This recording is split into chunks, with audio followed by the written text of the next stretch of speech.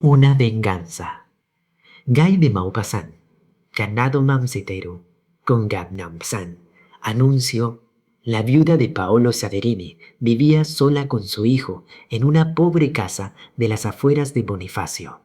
La ciudad, construida en un saliente de la montaña, por algunos puntos cortada a pico sobre el mar, domina por la parte más rocosa y erizada de escollos la costa de Cerdeña, de la cual la divide una lengua de agua a sus pies, rodeándola completamente como un gigantesco pasadizo. Una hendidura de la escarpada costa le sirve de puerto, al cual se acogen los barquichuelos de pescadores italianos o sardos, y cada 15 días el viejo vapor desvencijado que lleva el correo de Ajaccio. Sobre la montaña blancuzca destacan las viviendas blanquísimas, como nidos colgados en la roca. El viento azota el mar sin descanso y azota la costa, virgen de toda vegetación. Los penachos de espuma que sin cesar se alzan sobre los picos de las rocas parecen lienzos flotantes. La pobre casa de la viuda Saverini, construida en el borde mismo de la costa escarpada, abre sus 3 ventanas sobre aquel horizonte agreste y miserable. La mujer vivía sola, con su hijo Antonio y su perra ligera, grandota y flaca, de pelo áspero y crecido, cruzada de mastín. Con esa perra iba de caza el muchacho. Una tarde, y después de una disputa, fue asesinado Antonio Saverini traidoramente con un cuchillo por Nicolás Ravolati, el cual huyó aquella misma noche a Cerdeña. Cuando la madre vio el cuerpo de su hijo, que le llevaron unos hombres, lloró, pero estuvo largo rato mirándolo fijamente. Después, tendiendo su mano derecha sobre el cadáver, juró vengarse.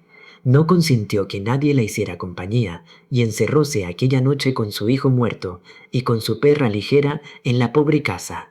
Aullaba el animal sin descanso al pie del lecho, con la cabeza tendida hacia su amo y la cola escondida entre las patas. No se movía. Tampoco la madre se movía.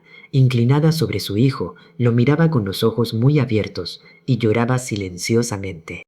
El cadáver, vestido con un traje de paño burdo rasgado en el pecho, parecía dormir, pero en todo su cuerpo había rastros de sangre, sobre la camisa, en el chaleco, en los pantalones, en la cara y en las manos. Cuajarones de sangre se hallaban prendidos en la barba y en el pelo. Entre sollozos, la pobre madre habló por fin. Al oírla, cesó de aullar la perra. Yo te vengaré, hijo mío. Duerme, duerme, tu madre te vengará. Oyes, tu madre te lo promete y siempre te ha cumplido sus promesas, ya lo sabes. Y lentamente, inclinándose más, posaba sus labios fríos en los labios muertos. Entonces ligera gemía de nuevo, con un aullido monótono, desgarrador, terrible. Así estuvieron la mujer y el animal junto al cadáver, hasta que se hizo de día. Enterrado Antonio Saverini, se habló algo de su muerte, pero muy pronto a nadie preocupó aquel asunto. No había dejado hermanos, ni siquiera primos, ningún hombre que pudiera vengarle, pero su madre se lo había propuesto. La infeliz mujer, desde la puerta de su casa, veía un punto blanco al otro lado del mar, sobre la costa. Era el pueblo de Longosardo, donde se refugian los criminales corsos que forman el núcleo más importante de la población, frente a las costas de su patria, mientras llega el momento de volver. En ese pueblo se había refugiado también Ravolati, y la madre de Saverini lo sabía. Sola desde que Dios amanece, con la mirada perdida a lo lejos, pensaba en vengarse. ¿Cómo? Enferma, casi moribunda. ¿Qué hacer? Lo había prometido, lo había jurado en presencia del cadáver. No podía olvidarlo, pero tampoco podía esperar auxilio de nadie. ¿Qué hacer? No descansaba, obstinándose, buscando un medio.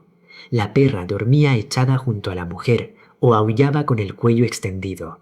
Desde que su amo desapareció, ladraba con frecuencia, como si quisiera llamarle, como si quisiera decirle que guardaba su recuerdo. Una tarde, oyendo aullar a Ligera, la madre concibió una idea salvaje, feroz y vengativa.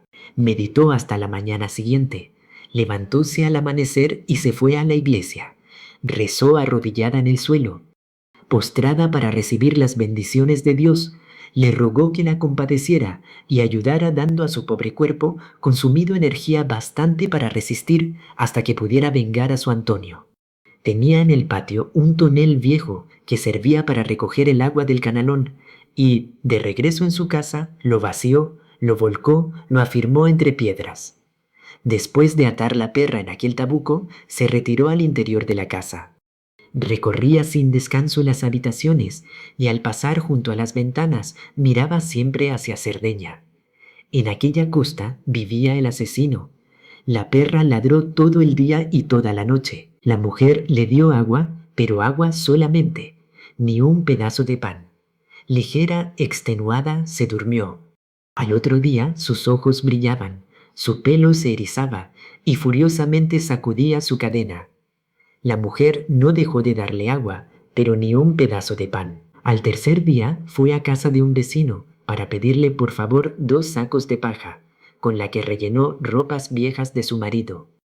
Quedó hecho un muñeco y lo ató a una estaca bien fijada en el suelo, después de ponerle una cabeza de trapo.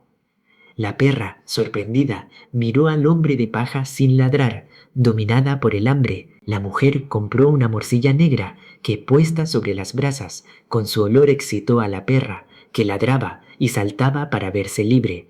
Después cosió fuertemente la morcilla en torno del cuello del muñeco y cuando la hubo asegurado, soltó al hambriento animal. De un salto formidable se abalanzó ligera al cuello del muñeco y con ferocidad mordiscaba la morcilla. No pudiendo arrancarla, tomó nuevo impulso y saltó por segunda vez, deshaciendo a dentelladas el corbatín del hombre. La mujer, inmóvil y muda, miraba muy atentamente.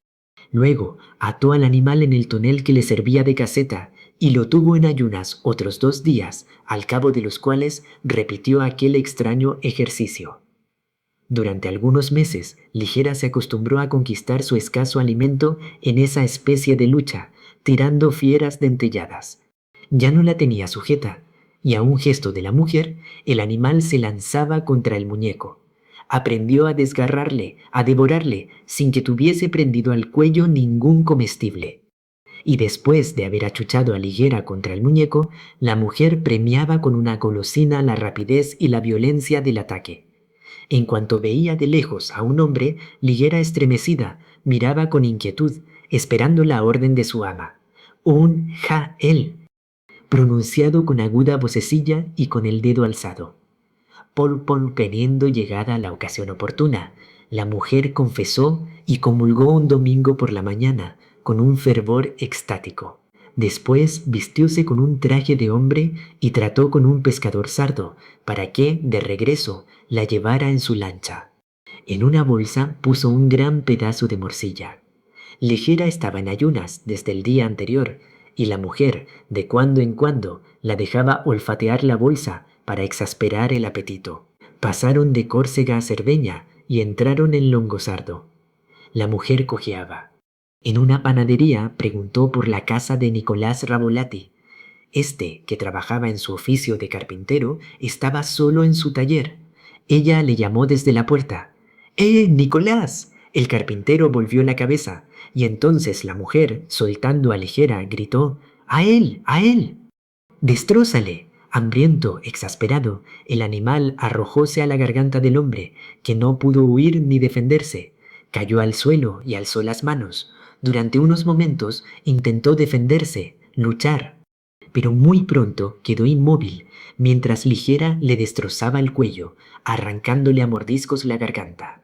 2 vecinos, que se hallaban sentados a la puerta de su casa, recordaron al día siguiente haber visto salir de la carpintería a un viejecillo caduco y a un perro, el cual recibía de su amo unos trozos de morcilla negra. La mujer, de regreso a su casa, durmió aquella noche muy tranquila.